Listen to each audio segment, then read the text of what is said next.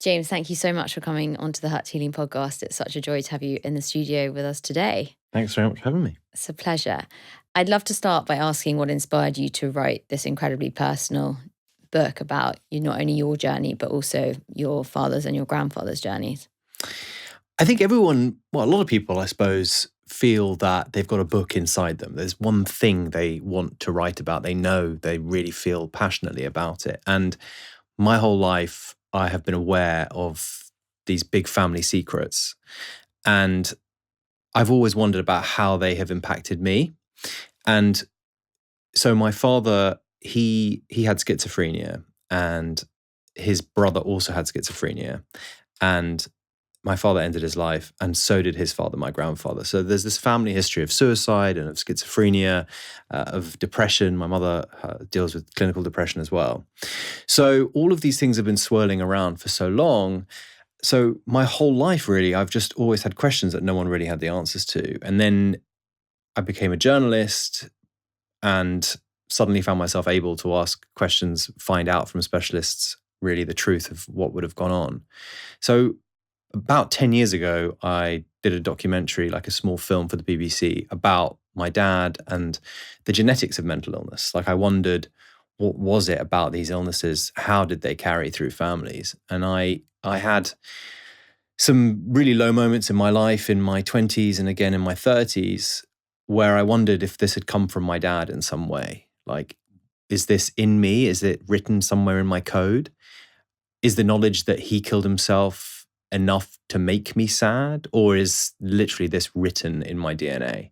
So I went about trying to find out the answers, and then it's just been percolating ever since. And so the thing about the science of this is that it's moving so quickly that I just felt like so much has been done in the last 5 years that this now was the perfect time to get it all down on paper. I couldn't agree more. I think it's that we're at that cusp now of really getting into the brain, and neuroscience is just taking off, and people like Andrew Huberman who are making it increasingly accessible to the masses and making us realize that actually, whereas before we always thought it was to do with a chemical imbalance in the brain, and actually now neuroscience is showing that it can be a misfiring of all sorts of different neural networks. It can also be a combination of that and trauma. And I'm curious to know your views on nature versus nurture and what you think causes mental health issues. Well, I think what we basically found was that we carry a genetic predisposition, and most people know anecdotally that they will, if they have an issue with their mental health and they look around them in their families, they'll probably find relatives that may have had similar issues. So on an anecdotal basis, science has known for quite a long time that there is you will have a predisposition to something if you have parents with an issue. But what's happened more recently is we've come to better understand how these mechanisms actually get activated in us. And it took me into the world of epigenetics, where, you may have code written in you, but it's how that code is activated and what you can do in your life today to stop that code basically from becoming activated. So yes, you inherit trauma, but you also inherit the capacity to heal. And I thought that was such a powerful finding. I mean, with epigenetics, it's fascinating because basically your body has the genetic code, and what happens is there are these chemicals that sit on top of your DNA, and depending on what you do with your life, those chemicals will respond in some way. It's like a dimmer switch. It turns them up or turns them down. And it made me feel hopeful that I'm not necessarily going to repeat these family patterns, these genetic family patterns. And there's so much going on now when it comes to thinking about the body as a whole rather than just the mind, separating the mind from the body. That's just, in the last few years, people have really come to understand that both things really much better connected. There's all this stuff around gut health and how the biome is related to the brain and how all these things kind of come together. So it's been great to go out and meet all the people whose job it is to know this stuff properly and then write it all down. Yeah, I mean, I think this whole thing with the gut-brain axis is absolutely pivotal. And for me, as someone who struggled with an eating disorder, it's made me really attuned to the fact that the more I starve my brain, the worse that my eating disorder is going to get, because actually if my brain can't function, it's sort of one feeds off the other, right? So and this old Descartesian view of the mind-body separation is just, it's nonsensical now. Like if you were to say, oh, we're going to treat your brain and we're not going to look at the body, and we're going to treat the body and we're not going to look at the brain. It just, for us now, it's been so sort of rebuffed by so many scientists. But I'm interested in your views of someone like Gabor Mate, because he would say that it's all to do with attachment. Mental health issues all stem from the attachment issues that we have quite often with our mothers, and early onset trauma. So you don't have a genetic predisposition necessarily to mental health issues. And I'm sort of sitting on the fence because, like you, I've got a history of mental health issues in my family, and I definitely see it more and more. You can just look around you and see how many people who are speaking openly about their mental health struggles can look in their families and also identify mental health issues. Well, I think it goes back to Freud. Freud basically said that this isn't about genetics, it's about how you're raised and what your relationship with your mother. I mean, that idea has basically sustained science for a generation. I think, like you, that's not the case. I mean, some of the most exciting genetic research that's been done at the moment is at King's College, where they're looking at what genes, what groups of genes, depression, bipolar disorder, and schizophrenia, for example, have in common. And there's a significant overlap between those three conditions. This is really difficult stuff, right? Because so many people they contest some of these names. They don't even think that my father, for instance, got multiple diagnoses in his lifetime. So people will say, well, what is schizophrenia? How can you even define it? But I think, for the purposes of science, it's important to be diagnosed with something, and they have found these overlaps. The other part of the journey that I found to be particularly fascinating is trying to understand, again, these issues as bodily responses or immune responses and biological responses rather than just psychological ones, taking all this stuff out of the mind and putting it into the body. I mean, some of the most exciting research has found that the genes that code for schizophrenia are on the same part of the genome that code for our physical bodily immunity. So we might start to think about schizophrenia as being an autoimmune deficiency rather than a thought illness or a psychological problem.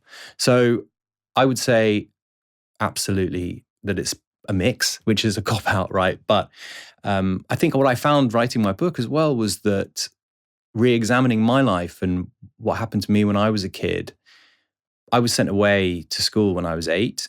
And I think that, and I loved it, I was really happy. And I think I was sent away from an environment which would have been really negative. And I was probably saved from deeper psychological problems. My predispositions could have been activated to a much more serious degree had I stuck around at home. So absolutely, your upbringing has a massive impact on you. But I think it's not airy. It's not just kind of whether or not you were around a slightly difficult parent. It's what that parent gave you in your genes and whether or not chemicals are being activated in your body. So it's a biological issue as much as it is one of upbringing.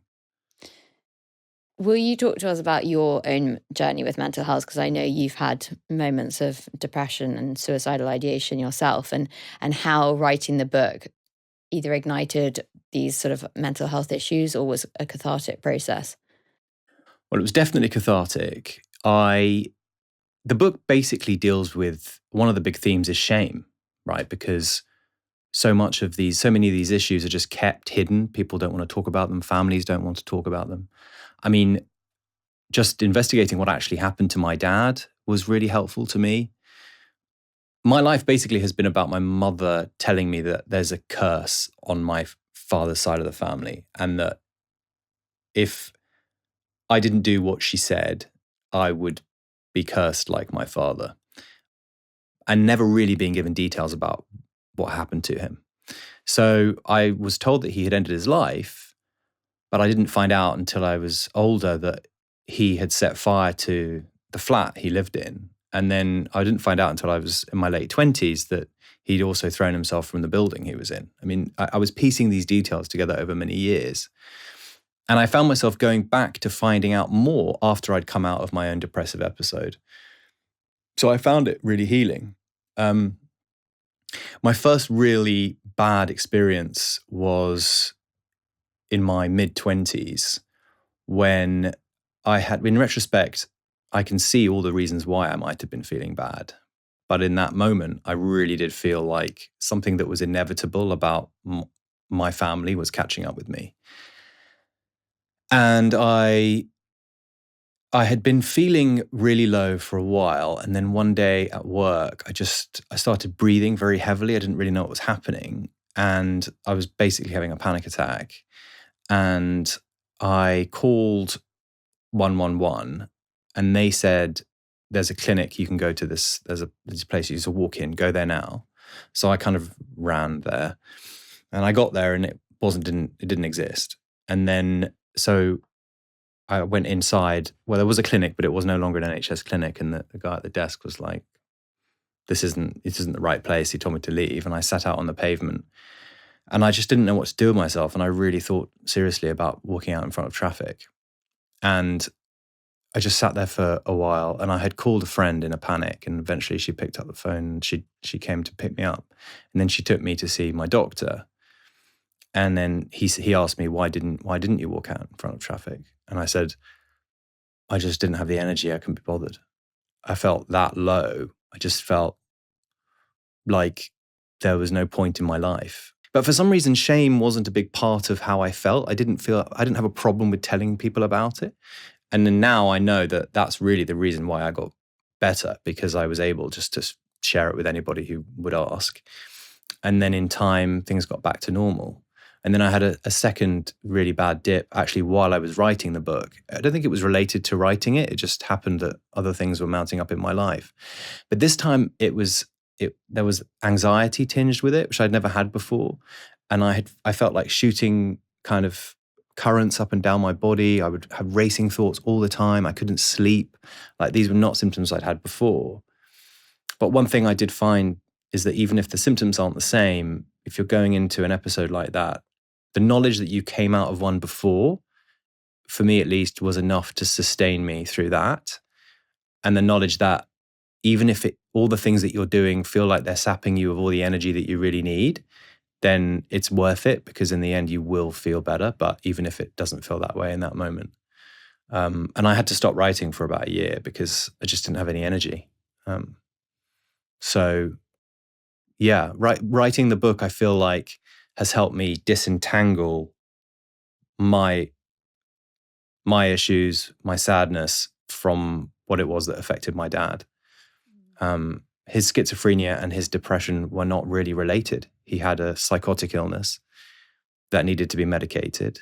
And he also got depressed as a result of having schizophrenia. But genetically, one did not mean he was going to get the other necessarily. And that has helped me.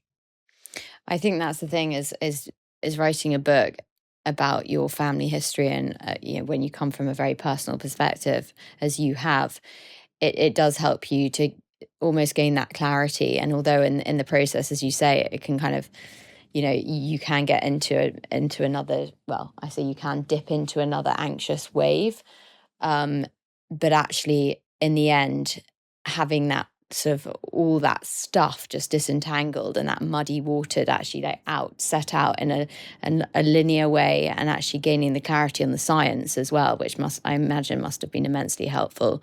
And actually knowing that you aren't broken, and nor was your father broken, but it was just a combination, as you say, of genetics and circumstances, and then there's an element of like a psychotic illness in there as well. But I think it's interesting when people try, especially when, I think when you have a dual diagnosis like being schizophrenic or suicidal, and it's so common, the comorbidity of mental illness is just, a lot of people have two or more. But actually, like, they can stand as two separate entities. And I think so often people focus on like one leading to another, or what causes, one might have caused another. And actually just seeing them as two standalone illnesses can be immensely helpful in the treatment of them as well. I mean, absolutely.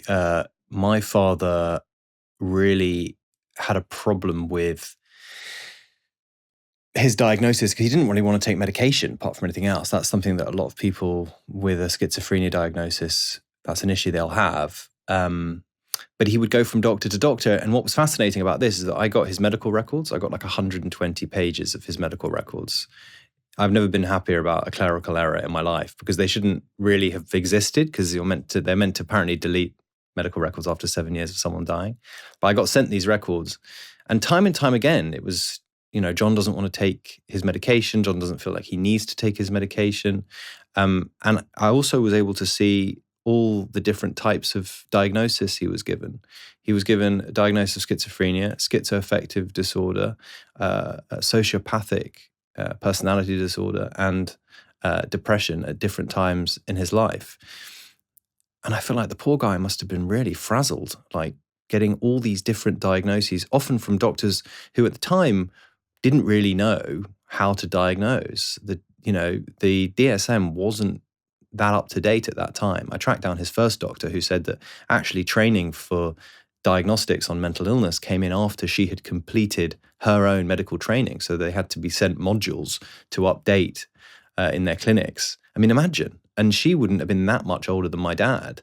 So she's got this guy in front of him who's psychotic, to whom she's got to find answers, and she doesn't even know what to tell him. Look, what I've hoped to do as well with the book is try to personalize and humanize a lot of this stuff, because in my head, for my whole life, my dad was a schizophrenic, like not just capital S, like capital letters, and nothing else. And I've gone about trying to meet lots of other people with similar diagnoses, schizophrenia, but also bipolar disorder, and people who have relations as well with it. That's what's brought them all together. And I would like people to be less afraid of these words, because they sound really scary, and they shouldn't be. And I also feel that in this wonderful new world where everyone talks about mental health all the time, which is great, we're not comfortable yet talking about serious and significant mental illness. These are two different things. We all have mental health needs because we all have brains, in the same way as we have physical health needs because we've got bodies. But we may not all necessarily have a significant mental illness. But a lot of us will, and a lot of our relatives or friends might. And I think we should be much more open about talking about these things, because otherwise it's a really good excuse to ignore someone who's got a significant mental illness if we're just talking about #mental-health-day and, have a bowl of blueberries and go for a walk in the park. That's not what we're talking about here. And they lead to so many other major issues. I mean, my father became homeless in his life. As you say, you get other illnesses as a result. It can lead to crime, although I'm at pains in the book to say that people who have significant mental illnesses are not always going to be criminals, despite what the movies might show you. So that was a real effort in the book, just to humanize these big scary words.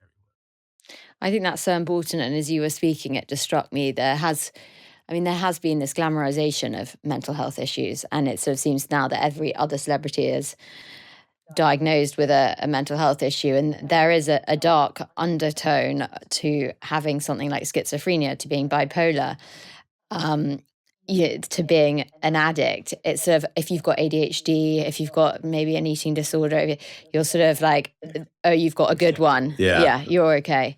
But actually and as we were speaking about earlier with OCD, which is just wildly misunderstood, that's also treated with, OCD, a bit of OCD, you must be okay. Whereas if you went into a job interview and you said, I'm schizophrenic and I'm bipolar, good luck with getting the job, quite frankly. And I know that's an awful thing to say, but unfortunately, it's still true.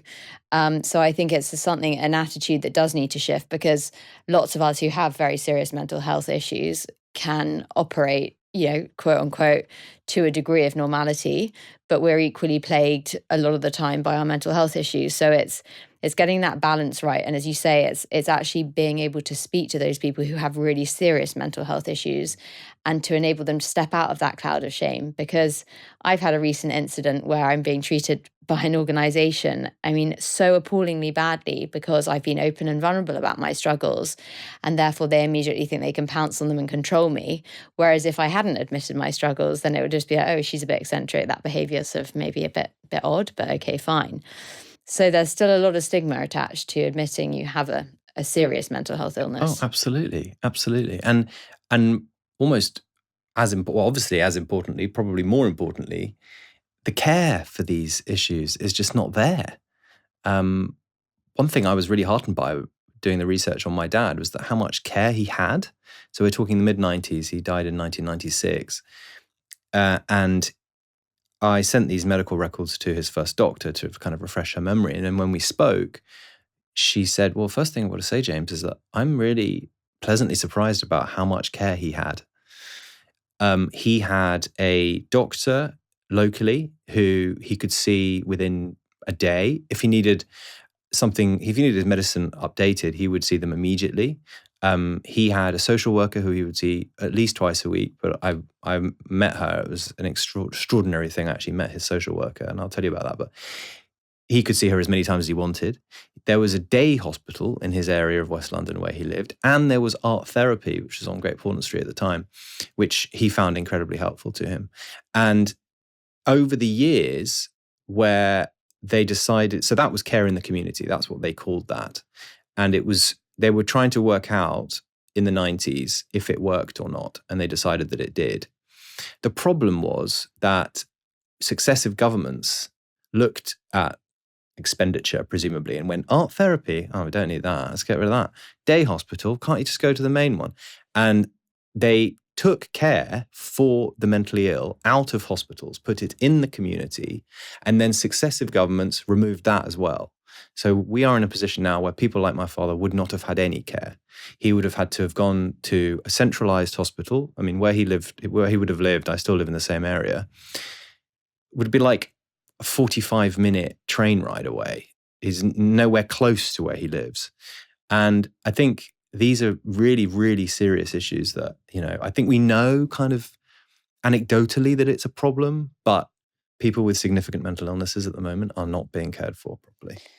It's very true. And those of us who are lucky enough to be able to pay for private healthcare and private treatment for mental health issues are in an immensely privileged position because, as you say, I mean, the waiting lists as well to get access to these services. And once you get access to the services, they're slightly scarce. And actually, unfortunately, things like art therapy do just get sidelined. And it can be the most, I remember when I was in treatment, art therapy was one of the most healing things I did. And actually realizing that I had this creativity in me, which I'd so suppressed because I was so caught up in my mind, and just using a different part of your brain. And lots of neuroscientists are now doing some more work on the right and left hemispheres and how important it is to exercise both hemispheres, because we so often just default to logic. And that's part of the problem I have with a lot of treatment, is that it involves talking. And actually, for me, talking therapy almost re-entrenches those neural pathways. And in some sense, you can say it re-traumatizes you, because it's just helping you to live in the past and to recreate all those old memories, dig them out. And your brain then gets used to telling you the same old narrative. Mm-hmm. And you then just slightly relive that. Whereas if we're given more proactive tools to actually show us that we have different creative capacities, we have different ways of being able to think about our own stories and our own selves, it can be incredibly helpful. Mm-hmm. Yeah, that was certainly my father's experience. It was extraordinary, actually, just to see how he responded to different types of treatment. I basically got pages and pages of his life from the mid-70s when he first went into psychiatric care through to 1996. I got the last page of his medical records where his social worker, she writes, I received a call today from the Metropolitan Police that John Longman ended his life.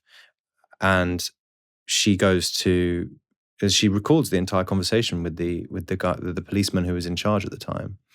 But previous, there'd been all the notes about her having met him and spent time with him. She could really understand who he was beyond his illness, rather than he just get his pills and go back to his flat. And so, yeah, I'll tell you that when I got these notes, I was just completely amazed. And I had all these names and I thought, I've got to try and find these people. And I wrote to the hospital where the notes had come from. And they said, well, we're not sure, but we'll do our best. And I just kind of forgot about it. I wrote to Social Work England, but they said that they were only founded in the years after my father died, so they wouldn't be able to help me. And I sent so many emails off into the ether thinking no one's going to be able to help me. And then suddenly some amazing person at the West London Health Trust replied and said, I think we found her. We've given her your details. She'll probably be in touch. And then I get this text And it's Liz Morrison. And she goes, "Oh my God, I can't believe it. You're John Longman's son." And we start texting back and forth, and she's sort of texting me like heart emojis and all this. And it turns out she still works as a social worker for the NHS in West London. And she lives like a 20-minute walk from my house. So I said, come over, you've got to come over. And she did. She knocked on my door. She was wearing her backpack because she'd just come from seeing another person. And she'd take her patients on walks around parks for her sessions. And she has these big blue eyes and she's smiling. She's got her hair up in a ponytail. She just gives me a big hug. And it's like I've met a family member. I couldn't believe it. And she just looked at my face and she said, "You're so like him. You're so like him."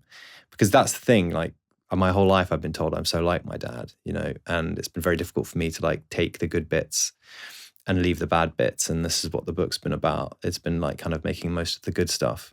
Anyway, I leave her through to the kitchen, and he was an artist, and my grandmother was an artist, and she'd painted a picture of him when he was 21, and it's on my kitchen wall.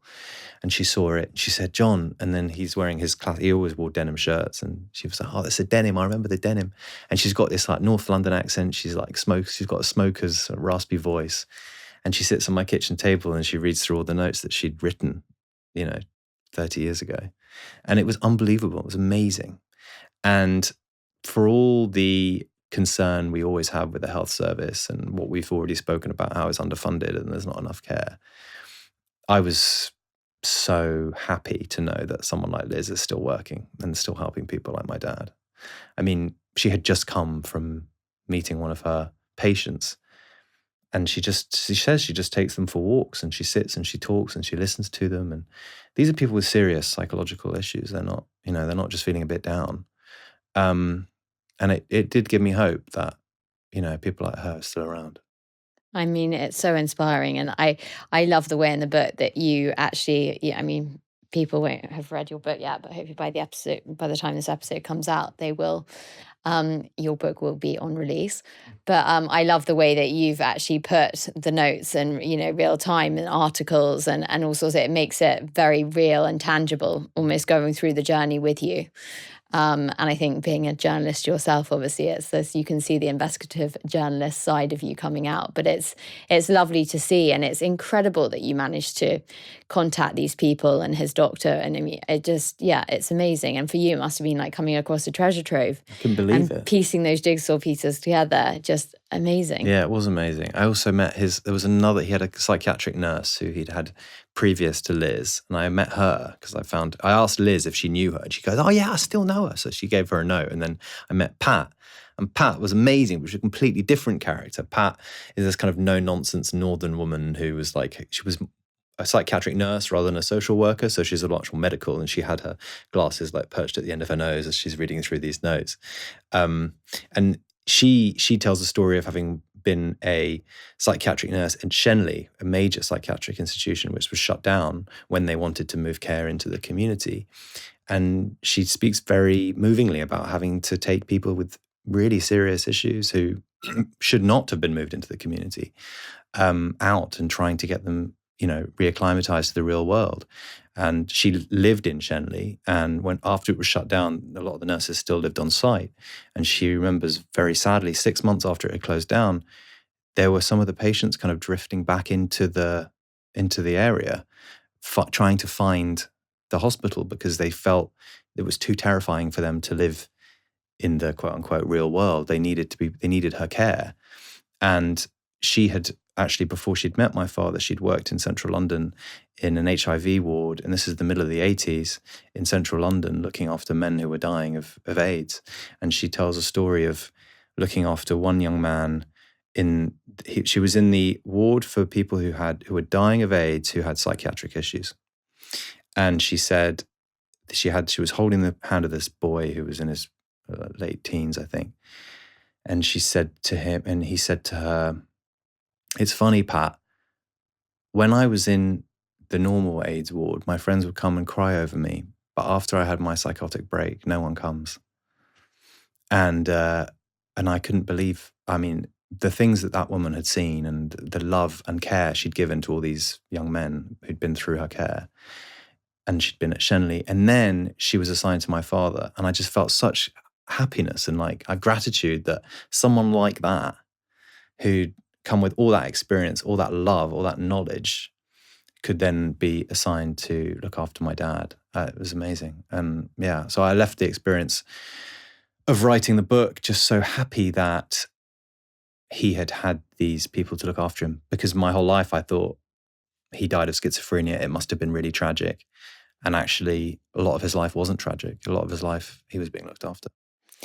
How have your views of suicide changed from before and after writing the book? Because I think there's there are a lot of people who would deem suicide to be a selfish act.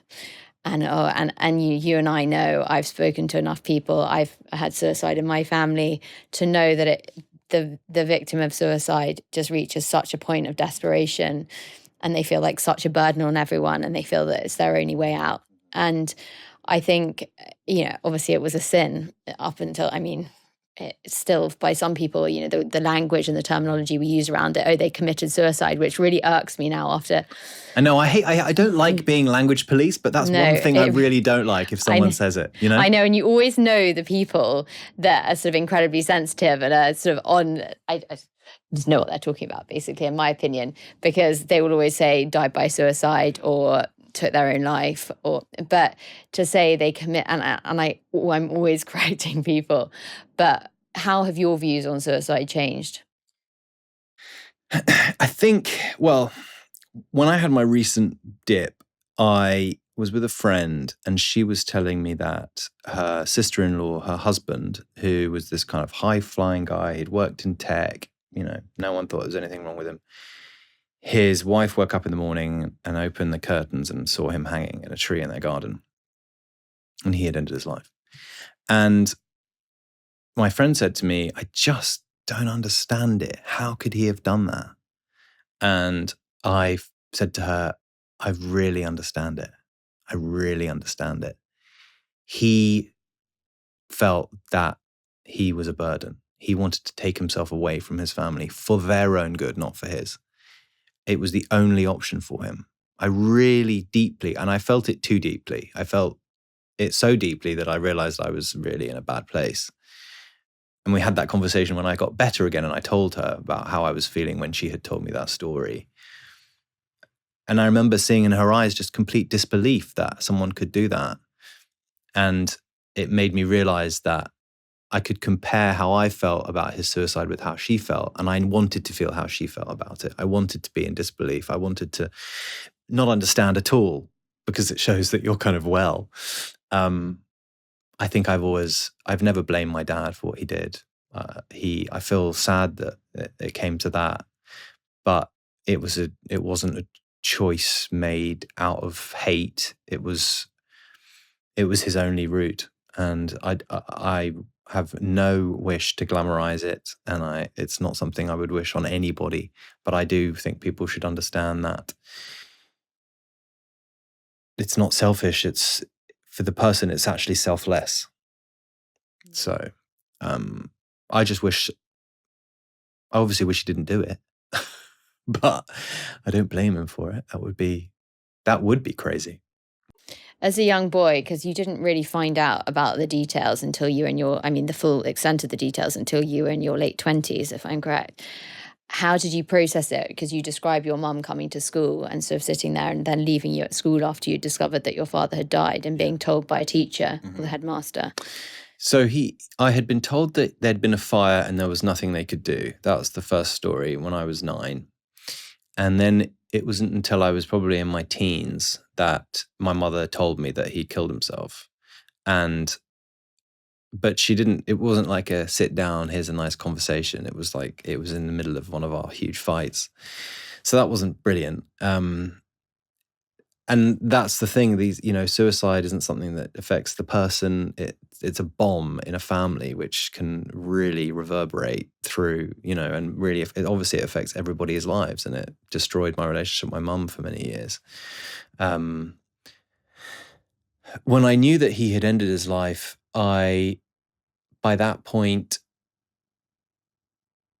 I don't know. I felt that I just wanted to keep it as much of a secret as possible. I didn't want to tell anyone. I felt like it somehow made our lives even more unattractive, pathetic. I was ashamed. I was already ashamed that I came from a family which wasn't working properly, that my dad had died and I didn't get on with my mum. And I went to a boarding school where, it was all happy families.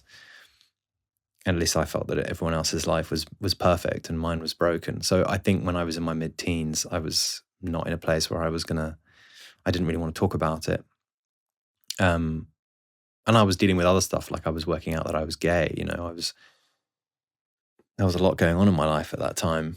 And it was only, when I got to 26 is when I did the documentary, and I read about what he'd done to himself, and he'd thrown himself from the window. And by that point, I just felt for him. I just felt sad for him. I didn't have anger. I just felt I would have liked to have been there for him. It just made me sad to think of him in that state. But in those intervening years, the manner of his death basically defined who he was as a person. That was who he was, the man who set fire to his flat and then threw himself out of a building. And rediscovering him, learning who he was as a person, turning him into like a 3D real thing has been amazing. Because we're not defined by one thing, we're many things. No, precisely. And I think it's a very brave thing to do, to go on such a journey and to dig up so much from your father's past, which could potentially have quite traumatic consequences for you. But actually, as you say, it's been immensely cathartic. How do you manage your own mental health now? I mean, I think it's easy to get complacent when you're in a good space, and actually knowing that you can dip, and you've alluded to having a second dip whilst writing the book. What do you do now to manage it? What methods do you use when you're dipping, and do you tend to have therapy on a regular basis, or what? I'm curious to know. Yeah, I'm very bad. I have therapy, and then when I'm feeling good, I just don't do therapy for ages. And then, and I know I should probably not do that, but I've never been afraid of talking about him or it or my life or my sadness. I've just never had that shame that was in my family. My dad came from very traditional. Like, my grandmother was a bit like the Queen, she just looked and sounded like her. There's no way that she was going to talk about feelings, not a chance. I kind of know that that's bad.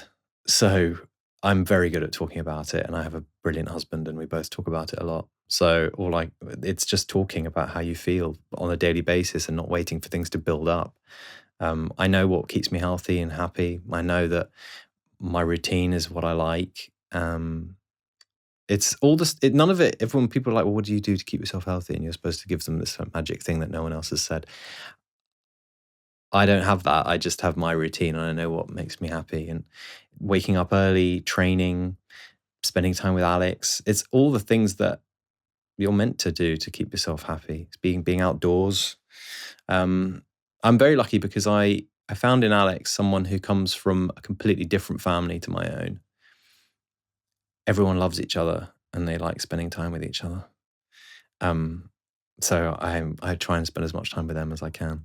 Yeah, no, I mean, it can be immensely powerful. And you've also alluded to finding your purpose, which I think can be, it's an absolute game changer. I think if you have a slightly, I don't know, I guess a volatile journey with your own mental health, finding that purpose can keep you going through those dark times, because you've always got something to go to, however much you really don't feel like doing it when you're in those sort of dark ebbs. It can be the thing that pulls you through. Yeah, people ask me actually about sort of my job can be quite sad. And I mean, a lot of the news is pretty sad, let's be honest. But I find I'm drawn to the job I do because I feel like I like feeling things. I like feeling sad occasionally. I like feeling scared sometimes in this job, upset, angry. Feelings work for me. So you don't want to get overwhelmed with them, but I've always known I was never going to do a job where there was no feeling involved. I needed to feel things, and that's why I enjoy my work. And I think absolutely having purpose is the most important thing. I'm drawn to people. I'm drawn to having conversations with people. And I think having experienced sadness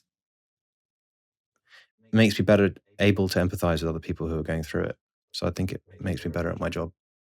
And how was coming out as being a gay man in your industry and with your history? I mean, did you find that again, was that a relief and was that a challenge for you, or was that something that just happened naturally? So I went to a Catholic boarding school for boys.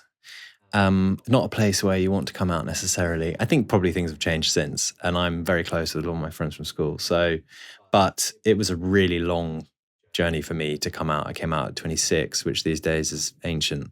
Um, but I think that I it was a big part of the reason why I was feeling bad in my 20s. Not being able to be yourself, not being proud of who you are, feeling useless. I mean, that's a pretty surefire way you're going to get a mental health issue. I think having struggled my way through it and not been able to be honest about who I am, especially with my mother for so long, I and it makes me better able to empathize with people who are struggling. I just think it makes me a better journalist. Being gay makes me a better journalist, I think. And what advice would you give someone who was in your position in your 20s? You hadn't come out yet, you were struggling with your mental health. What would you say to the younger you? Find one person, doesn't matter who they are, but you've got to let someone know. Otherwise, it'll eat you up. There is kindness all around you. You just don't know it. People think that they're alone, but there's a lot more support than they realize. You've just got to ask for it. You just got to find one person. I get messages all the time. A lot of times I get messages from people in the United States, people living in parts of the States where it's not okay to be gay. You'd think that, people are over it, but they're really not. And I always say, just you've got to find one person. There will be one person in your life you can tell. And then from there, it'll feel much easier. One question that I forgot to ask you that I'm really curious about is I'm curious to know about your views on medication and medicating mental health issues, because I know that you've got quite strong views on from your own experience and also on diagnoses and whether actually diagnoses in this day and age are helpful. I think a diagnosis is massively helpful. I think it may not be hard and fast, but it will give you the tools you need to figure out what to do. I find personally medication to be incredibly important. I may not ever go off antidepressants. That's fine. I'm not worried about that. I feel like it should not be a taboo. We should be able to talk about being on medication for a mental illness and not feel like it's somehow shameful. My father felt very differently. He didn't like being on his medication, but we're talking about medications that have not evolved. I mean, for people who deal with depression, there are all kinds of different medications you can take now. The science has moved on so much. A lot of people who have psychotic illnesses and schizophrenia and bipolar disorder are given versions of lithium, which for many people, they do not find helpful. My father did not find essentially being numbed helpful to him. There's a woman I speak to in the book who she has bipolar disorder, and she absolutely advocates for taking lithium. She finds it incredibly helpful, and her father, who also has the disorder, also finds it helpful. Look, our experiences are as varied as we are as human beings. What I would say is, one thing that I found, I met a guy writing the book whose mother has paranoid schizophrenia, and she has not been medicated for 20 years. And she lives a life reasonably, like, quote unquote, normal. She lives on her own. She's now in her 80s, but this has been going on for sort of 20, actually more than 25 plus years. She's not been medicated at all. Alex tells a story of him and his siblings, who are obviously older. They are their mother's medication. It's extraordinary, but she may have a delusion, and what they do is they rally around her and they work through whether or not that delusion might actually not be true with her, because she has moments of insight. And there was this one extraordinary example that he gave me, and I'm conscious that it requires a certain amount of privilege to be able to do these things, but bear with me. She said to him, I think that I've inherited an apartment in Copenhagen, and I was given it by the Emperor of Japan.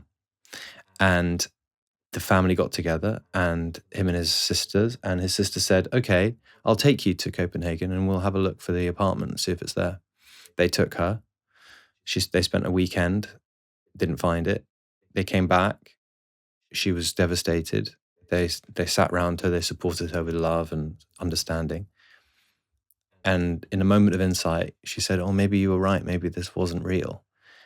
And then every subsequent delusion she's had, they say, do you remember Copenhagen? Could this be like that? And sometimes it works. I mean, I just think that's extraordinary. This woman has sustained a life with a serious condition without any medication. Now, okay, there's a lot of manpower, a lot of people invested in making sure that she's okay. But the alternative could be a very high dose of a medication that numbs her and leaves her, unable really to lead a normal life. And I just thought that was lovely. Yeah, I think the lesson from that is that there's no one size fits all, is there? We're all unique, as you so rightly say, and what works for one person might not work for another. I've got a friend who can come on and off SSRIs as though it's like, 3 days on, 5 days off. It takes me years to come on and off them. So I think it's totally unique, and you have to listen to your own inner instinct and guide with that. James, thank you so much for such an insightful and just, really moving conversation. And I'm incredibly excited for the publication of your book. And I think everyone should read it because I think it's very different to anything that I've read before. So thank you for writing it and thank you for being here today.